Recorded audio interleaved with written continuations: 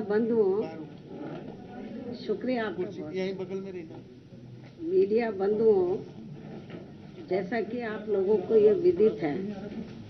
कि आज मेरा खुद का अपना जन्मदिन है और इस मौके पर सबसे पहले मैं अपने शुभ चिंतकों का व विशेषकर बीएसपी के उन लोगों का हार्दिक दिल से आभार प्रकट करती हूँ जो पूरे देश में मेरे जन्मदिन को पिछले वर्ष की तरह इस बार भी कोरोना नियमों का पालन करते हुए तथा अपने महान संतों, गुरुओं व महापुरुषों में भी खासकर महात्मा ज्योतिबा फूले, छत्रपति शाहू जी महाराज, नारायण गुरु, बाबा साहब डॉक्टर भीमराव अंबेडकर एवं मान्यवर श्री कांशीराम जी आदि की मानवतावादी सोच व उनकी मूवमेंट को ध्यान में रखकर जिनके बताए हुए रास्तों पर चलकर ही मैंने उनकी सोच व मूवमेंट को आगे बढ़ाने के लिए अपनी पूरी जिंदगी भी समर्पित की है। वे अर्थात इनके अनुयायी आज पूरे देश में मेरे जन्मदिन को जन कल्याणकारी दिवस के रूप में बहुत ही सादगी व संजीदगी के साथ मना रहे हैं, जिसके तहत चलकर ही मेरे जन्मदिन के मौके पर हर वर्ष बीएसपी के लोग अपने आर्थिक सामर्थ्य के हिसाब से अपने अपने क्षेत्र में सर्व समाज में से विशेषकर गरीब, कमजोर, लाचार, असहाय व अन्य जरूरतमंद लोगों की विभिन्न रूपों में मदद भी करते हैं और इस बार भी मदद कर रहे हैं। और इस संदर्भ में मैं ये भी कहना चाहती हूँ कि खासकर कोरोना महामारी के दौरान परिवार में जिन कमाने वालों की मृत्यु हो गई है और उनके पीछे दुखी व पीड़ित चल रहे परिवारों की सरकारी मदद के अभाव में अब हालत काफ़ी ज़्यादा खराब हो गई है, तो उनकी भी पार्टी के लोग पिछले वर्ष की तरह इस वर्ष भी विभिन्न रूपों में काफ़ी मदद कर रहे हैं। लेकिन इस मामले में दुख की बात यह है कि इस समय यूपी, उत्तराखंड व पंजाब आदि इन राज्यों में विधानसभा के आम चुनाव घोषित होने तथा चुनाव आचार संहिता भी लगने की वजह से अब यहाँ पार्टी के लोग इन सभी की किसी भी रूप में इस बार मदद नहीं कर पा रहे हैं, जबकि ये बात सर्वविदित है कि हमारी पार्टी समाज में विशेषकर गरीब, कमजोर, असहाय व अन्य उपेक्षित वर्गों के हित एवं कल्याण के लिए हमेशा अति गंभीर, संवेदनशील, ईमानदार व संघर्षरत रहती है, जिसके मुताबिक चलकर ही बीएसपी ने यूपी में 4 बार अपने नेतृत्व में यहाँ सरकार भी चलाई है। और इस दौरान हमारी पार्टी की सरकार ने मेरे जन्मदिन के मौके पर भी ऐसे लोगों के हित व कल्याण के लिए अनेकों जनहित की नई नई योजनाएं भी प्रारंभ की हैं, जिनसे इन्हें काफ़ी ज़्यादा लाभ पहुंचा है। लेकिन ये सब यहाँ जातिवादी, संकीर्ण, सांप्रदायिक व पूंजीवादी मानसिकता रखने वाली सभी विरोधी पार्टियों को अच्छा नहीं लगा है और फिर इन्होंने यहाँ बीएसपी के विरुद्ध अंदर अंदर एक होकर व किस्म किस्म के साम, दाम, दंड भेद आदि हथकंडे इस्तेमाल करके हमारी पार्टी को सत्ता में आने से रोका है, जिससे अब प्रदेश की जनता काफ़ी हद तक समझ चुकी है, जिनसे हमें ये उम्मीद भी है कि यूपी में इस समय विधानसभा के लिए हो रहे आम चुनाव में बीएसपी को फिर से जनता यहाँ जरूर सत्ता में वापस लाएगी और मैं भी उन्हें ये विश्वास दिलाना चाहती हूँ कि इस बार सत्ता में आने के बाद हमारी पार्टी अपने पूर्व के रहे शासनकाल की तरह ही फिर से यहाँ हर मामले में व हर स्तर पर अपनी सर्वजन हिताय व सर्वजन सुखाय की नीतियों पर आधारित ही सरकार चलाएगी। और इस संबंध में यहाँ मैं ये भी कहना चाहूँगी कि मैंने कुछ महीने पूर्व दिनांक 7 सितंबर को बीएसपी के प्रबुद्ध वर्ग के हुए सम्मेलन में इनकी सुरक्षा, सम्मान व तरक्की आदि को लेकर तथा इसके बाद 9 अक्टूबर सन 2021 को बीएसपी के जन्मदाता एवं संस्थापक मान्यवर श्री कांशीराम जी की पुण्यतिथि के मौके पर भी लाखों की संख्या में लखनऊ में आए हुए लोगों को संबोधित करते हुए प्रदेश की बिगड़ी हुई कानून व्यवस्था को सुधारने तथा यहाँ दलितों, आदिवासियों, पिछड़े वर्गों, मुस्लिम व अन्य धार्मिक अल्पसंख्यक समाज के लोगों के साथ साथ गरीबों, मजदूरों, बेरोजगारों, नौजवानों, किसानों, व्यापारियों, कर्मचारियों व अन्य विभिन्न क्षेत्रों में लगे लोगों के एवं छात्रों, युवाओं, महिलाओं, बुजुर्गों आदि के हित व कल्याण आदि के संबंध में जो कुछ भी जरूरी बातें कही हैं तो उन पर फिर हमारी पार्टी की सरकार बनने पर पूरी ईमानदारी व निष्ठा से अमल किया जाएगा। वैसे भी आज देश की असली चिंता परम पूज्य बाबा साहब डॉक्टर भीमराव अंबेडकर के मानवतावादी संविधान के हिसाब से चलकर देश की करोड़ों जनता को गरीबी, बेरोजगारी, महंगाई व तनावपूर्ण हिंसक वातावरण की दुर्दशा से निकालकर उन्हें कानून द्वारा कानून के राज के माध्यम से सुख, शांति व स्थिरता पहुंचाने की है, जिसके अभाव में उनका जीवन काफी त्रस्त हो रहा है और ये लोग फिर से गुलाम व लाचार बनते जा रहे हैं। और अब केवल यूपी को ही नहीं बल्कि पूरे देश को भी ये यकीन हो चला है कि यहाँ उत्तर प्रदेश, उत्तराखंड व पंजाब आदि राज्यों में हो रहे विधानसभा चुनावों के परिणाम आने के बाद देश में परिस्थिति जरूर बदलेगी और आम जनहित में कुछ जरूर बेहतर होगा। इस प्रकार काफी लंबी प्रतीक्षा के बाद अब नया साल सन 2022 यहाँ उम्मीदों की ऐसी नई किरण लेकर आ रहा है जिससे आम जनहित का भला होने की काफी प्रबल उम्मीद भी है। इस विश्वास के साथ ही अब मैं हर वर्ष की तरह इस वर्ष भी अपने जन्मदिन के शुभ अवसर पर मेरे खुद के द्वारा लिखित पुस्तक मेरे संघर्षमय जीवन एवं बीएसपी मूवमेंट का सफरनामा का हिंदी व अंग्रेजी संस्करण का भी जो मुख्य तौर पर एक वर्ष के दौरान का पार्टी व मूवमेंट के कार्यकलापों व संघर्षों आदि का साफ सुथरा लेखा जोखा होता है, उसे आज जारी किया जाता है। इसलिए ये पुस्तक खासकर वर्तमान में युवा पीढ़ी व आगे आने वाली पीढ़ी के लिए भी काफी प्रेरणादायक साबित होगी, ताकि मान्यवर श्री कांशीराम जी के नेतृत्व में उनकी त्याग, तपस्या व कठोर मेहनत से बनी बीएसपी की अम्बेडकरवादी व मानवतावादी मूवमेंट हमेशा आगे ही बढ़ती रहे और फिर उनकी ये मूवमेंट कभी भी आगे ना रुके। और अब मैं इस प्रेरणादायी पुस्तक का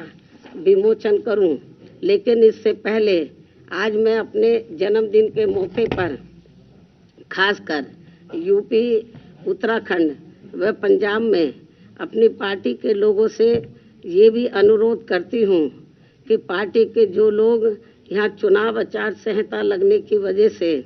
इस बार मेरा जन्मदिन अपने अपने घरों में ही रहकर मना रहे हैं, वे कोरोना नियमों व चुनाव आचार संहिता का भी पालन करते हुए अपनी पार्टी के उम्मीदवारों को जिताने के लिए रात दिन खूब मेहनत करें और उन्हें भारी वोटों के अंतर से भी जरूर जिताएं। और यदि ऐसा हो जाता है और यहाँ सन 2007 की तरह फिर से बीएसपी की अकेले ही अपनी पूर्ण बहुमत की सरकार बन जाती है तो फिर यही इस बार मेरे जन्मदिन के लिए इनका ये खास व अत्यंत कीमती तोहफा भी होगा। लेकिन मुझे ये तोहफा देने के लिए पार्टी के लोगों को वोट पड़ने तक यहाँ यूपी, उत्तराखंड व पंजाब प्रदेश में भी विरोधी पार्टियों के सभी साम, दाम, दंड भेद आदि हथकंडों से जरूर सावधान रहना है। जैसे अब इस चुनाव में खासकर जातिवादी व बीएसपी विरोधी मीडिया को बीएसपी की मुखिया के विरुद्ध कुछ खास मुद्दे बोलने के लिए नहीं मिल रहे हैं, तो अब ये लोग आए दिन मेरे चुनाव न लड़ने को भी लेकर जानबूझकर षड्यंत्र के तहत इसे भी आए दिन उछालते रहते हैं और इसकी आड़ में जनता को मेरे बारे में ऐसा इम्प्रेशन भी देते हैं जैसे मैंने कभी कोई चुनाव ही नहीं लड़ा है, जबकि इनको ये मालूम होना चाहिए कि मैंने 4 बार लोकसभा की व 3 बार राज्यसभा की भी राज्यसभा, जबकि मैं 4 बार लोकसभा की और 3 बार राज्यसभा की भी सांसद रह चुकी हूँ। मैं ठीक हालत में चलते रहे तो तब तक वे सभी चुनावों को काफ़ी हद तक खुद ही संभाल लेते थे और उस समय मैं अधिकांश चुनाव लड़ती थी और ज़्यादातर चुनाव जीत कर भी आती थी। लेकिन इनके काफ़ी लंबे अरसे तक बीमार रहने व उनके देहांत होने के बाद फिर पार्टी की मेरे कंधों के ऊपर पूरी जिम्मेवारी आ गई। तो ऐसे में मैंने अपनी पार्टी व मूवमेंट के हित में सीधा चुनाव लड़ने की बजाय फिर पार्टी के उम्मीदवारों को ही जिताना जरूरी समझा है। और वैसे भी हमारे कानून में ये व्यवस्था बनी है कि बिना लोकसभा का सीधा चुनाव लड़े भी राज्यसभा में जाकर कोई भी योग्य व्यक्ति देश का प्रधानमंत्री व केंद्रीय मंत्री आदि भी बन सकता है तथा इसी प्रकार विधान परिषद में भी जाकर कोई भी योग्य व्यक्ति किसी भी स्टेट का मुख्यमंत्री आदि भी बन सकता है जहां पर विधान परिषद की व्यवस्था है। इसलिए यूपी में बीएसपी की सरकार बनने पर मैं पार्टी व मूवमेंट के हित में सीधा चुनाव न लड़के व अप्रत्यक्ष रूप से चुनाव जीतकर भी यूपी प्रदेश की बागडोर संभाल सकती हूँ, जिसकी इस समय काफ़ी सख्त ज़रूरत भी है। इसके अलावा खिसियानी बिल्ली खंबा नोचे की तरह विरोधी पार्टियां व जातिवादी मीडिया भी मेरे क्षेत्र में न जाने को भी लेकर आए दिन किस्म किस्म की तथ्यहीन व बेबुनियादी बातें करते रहते हैं, जिसका जवाब मैं 1 जनवरी को मीडिया को भी दे चुकी हूँ। उसे मैं फिर से दोहराना नहीं चाहती हूँ। वैसे भी मुझे पूरा भरोसा है कि इस बार चुनाव में बीएसपी सन 2007 की तरह फिर से यूपी की सत्ता में जरूर वापस लौटेगी और तब फिर पूर्व की तरह इस बार भी यहाँ सर्वे एजेंसियों का ओपिनियन पोल व सर्वे आदि धरा का धरा रह जाएगा। इतना ही नहीं बल्कि अब यहाँ आकाश आनंद को भी चुनाव लड़ने या ना लड़ने की भी बातें करते रहते हैं, जबकि अभी वह राजनीति में धीरे धीरे अपने आप को काफ़ी तैयार व परिपक्व भी कर रहा है और इसके साथ ही मेरे चुनावी राज्यों में ज़्यादा व्यस्त होने की वजह से अब वह मेरे दिशा निर्देशन में उन राज्यों में जहां चुनाव नहीं हो रहे हैं वहां पार्टी के जनाधार को भी बढ़ाने में पूरे जी जान से लगा है और फिर उचित समय पर ही इनको व पार्टी के अन्य नौजवानों को भी सीधा व अप्रत्यक्ष रूप में चुनाव लड़ने का भी मौका जरूर दिया जाएगा, जो ये सभी मेरे बीएसपी परिवार के ही लोग हैं। लेकिन इसे भी मेरे से सीधा जोड़ लिया जाता है, जबकि मीडिया व पूरे जगत को ये मालूम है कि मेरा अपना खुद का कोई निजी परिवार नहीं है, बल्कि मेरा पूरे देश में केवल गरीब, दलित, शोषित, पिछड़ा व उपेक्षित समाज ही मेरा ये बहुत बड़ा परिवार, बहुत बड़ा व विशाल परिवार है और इस परिवार में आकाश आनंद की तरह पूरे देश में करोड़ों भाइयों के लड़के व लड़कियां भी मेरे भतीजे व भतीजियां हैं, जिनके माँ बाप शुरू से ही मुझे पूरे आदर सम्मान से आदरणीय बहन जी ही कहकर पुकारते हैं और अब उनके बच्चे भी बड़े होकर मुझे ज़्यादातर बहन जी ही कहकर पुकारते हैं, जिनको भी राजनीति में आगे बढ़ने का पूरा मौका जरूर दिया जा रहा है, लेकिन इसे भी मीडिया में अधिकांश व्यंग तरीके से ही दर्शाया जाता है। ये सब इनकी जातिवादी मानसिकता नहीं है तो और क्या है, जबकि ऐसा करके ये लोग हमारे नौजवानों में और ज़्यादा जोश पैदा कर रहे हैं। इसलिए ये सब करने से इनको कुछ भी राजनीतिक लाभ मिलने वाला नहीं है। इतना ही नहीं, यदि जातिवादी मीडिया व विरोधी लोग भी आकाश आनंद के पीछे जबरदस्ती ऐसे ही पड़े रहे तो फिर मैं मान्यवर श्री कांशीराम जी की तरह इसको भी पार्टी में और भी ज़्यादा बढ़ावा देती रहूँगी। और अच्छी बात यह है कि पिछले कुछ समय से यहाँ यूपी में पार्टी के राष्ट्रीय महासचिव व राज्यसभा सांसद श्री एस.सी. मिश्रा जी के बेटे श्री कपिल मिश्रा भी अपने नौजवान साथियों को अपनी पार्टी में पूरी मेहनत के साथ जोड़ने में लगे हैं। मुझे पूरा भरोसा है कि इस चुनाव में हमारे नौजवानों का भी काफ़ी वोट बीएसपी को ही मिलने वाला है तथा यहाँ फिर से बीएसपी ही सत्ता में जरूर आएगी। इस उम्मीद के साथ ही अब मैं अपनी पुस्तक का विमोचन कर रही हूँ। आपको ये भी बताना चाहती हूँ, वैसे आप लोगों को ये मालूम ही है कि उत्तर प्रदेश में यूपी विधानसभा के आम चुनाव 7 चरणों में हो रहे हैं और पहले चरण में 58 विधानसभा की सीटों पर विधानसभा का आम चुनाव हो रहा है और बीएसपी ने पहले चरण की जो 58 विधानसभा की सीटें हैं तो उनमें से 53 विधानसभा की सीटों पर कैंडिडेट फाइनल कर दिए हैं। 5 सीटें बची है, 1-2 दिन में वो भी फाइनल हो जाएगा। तो आज मैं अपने जन्मदिन के शुभ अवसर पर तो बीएसपी की जो उम्मीदवारों की सूची है तो उसको मैं पहले चरण की सूची आज मैं जारी कर रही हूँ। 58 में से 53 विधानसभा की सीटों पर जो ये सूची ये मैं आज जारी कर रही हूँ और इसकी कॉपी आप लोगों को मेरे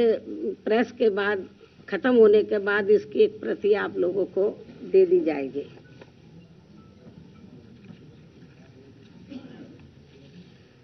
और अब मैं अंत में सभी मीडिया बंधुओं से मेरे जन्मदिन का केक व जलपान आदि लेने का भी विशेष आग्रह करती हूँ। साथ ही अपनी बात भी यही समाप्त करती हूँ, किंतु इससे पहले यदि आप लोग मुझसे कुछ सवाल पूछना चाहते हैं तो एक एक करके पूछ सकते हैं, लेकिन आप सभी के एक सवाल का मैं खुद ही आपको जवाब दे देती हूँ। देश में चुनाव के नज़दीक जिस प्रकार से स्वार्थी किस्म के लोगों का दल बदल करने का सिलसिला शुरू हो जाता है, तो इसे खास ध्यान में रखकर अब दल बदल कानून को काफ़ी सख्त बनाने की ज़रूरत है, क्योंकि इससे हमारे लोकतंत्र पर भी काफ़ी बुरा प्रभाव पड़ रहा है। इसके अलावा जो दल बदलू नेता व सपा के साथ गठबंधन करके चुनाव लड़ने वाली पार्टियां ये कह रही हैं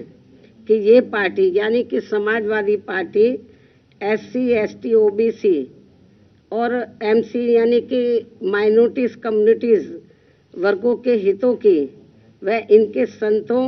गुरुओं व महापुरुषों आदि को भी सम्मान करने वाली पार्टी है, तो इसमें रत्ती भर भी सच्चाई नहीं है। जैसे आपने देखा होगा कि कुछ नेता लोग दल बदलू बहुत चीख चीख के बोल रहे थे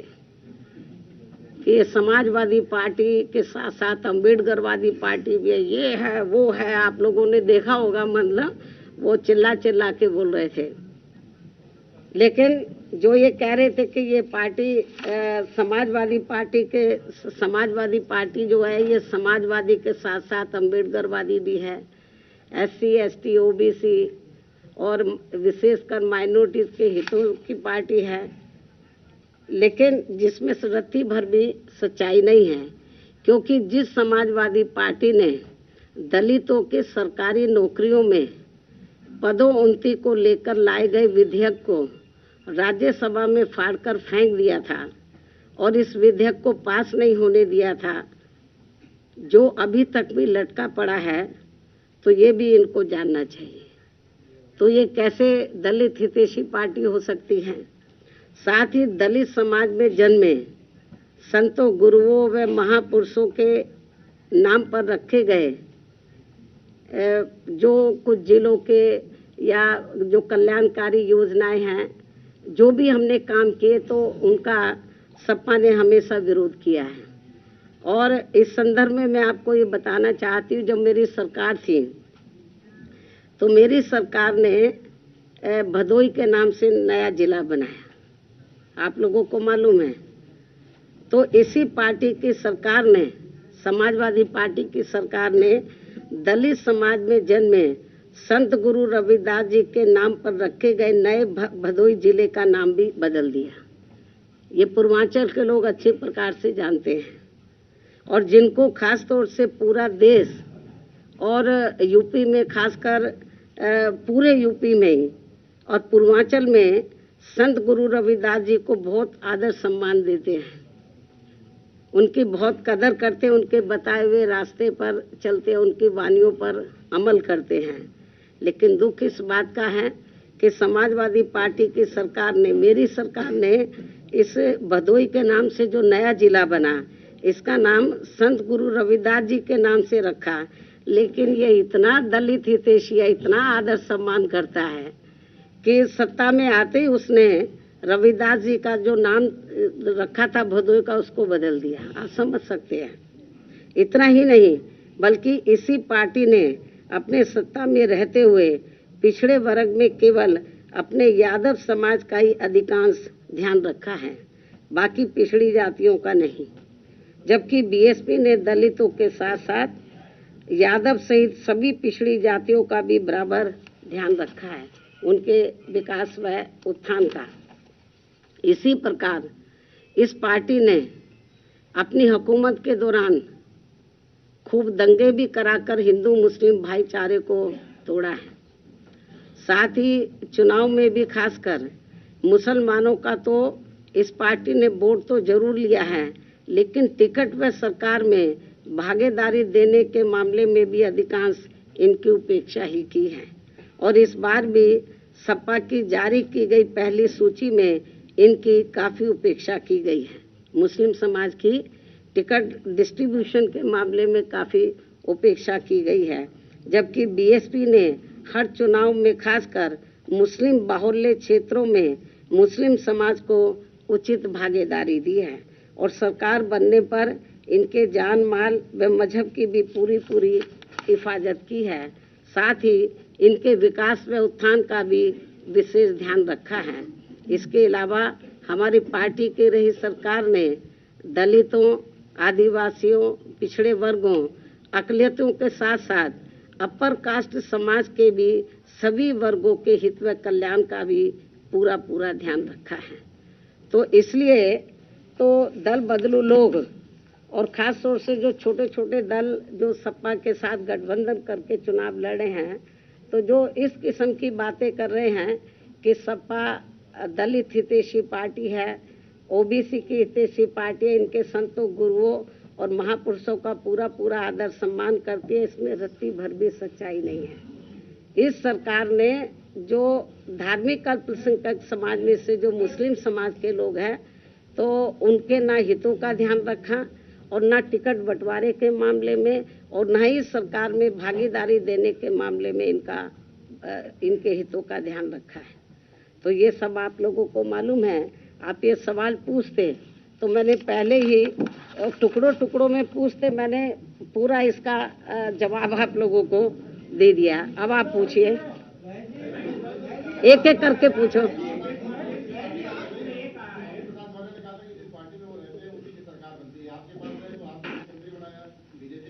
देखो, वो मुझे क्या मुख्यमंत्री बनाएगा, बीएसपी में आने के बाद उसकी किस्मत खुली है। पहले वो बहुत पार्टियों में रहा, वो कभी चुनाव नहीं जीता। आप इतिहास उठाकर देख लो उसका राजनीतिक, बहुत सी पार्टियों में रहा, जनता दल में रहा, लोक दल में रहा, किसी भी पार्टी में वो चुनाव नहीं जीता। जब वो बीएसपी में आया तो पहली बार उसकी किस्मत खुली और वो एमएलए बना। तो ये जो हवाई बातें हैं तो वो बेकार हैं। तो इसलिए जो मैं आपको ये बताना चाह रही हूँ कि ये जरूर जिस भी पार्टी में जाता, अभी जैसे बीजेपी वाले उसको ढो के चलते रहे 5 साल तक,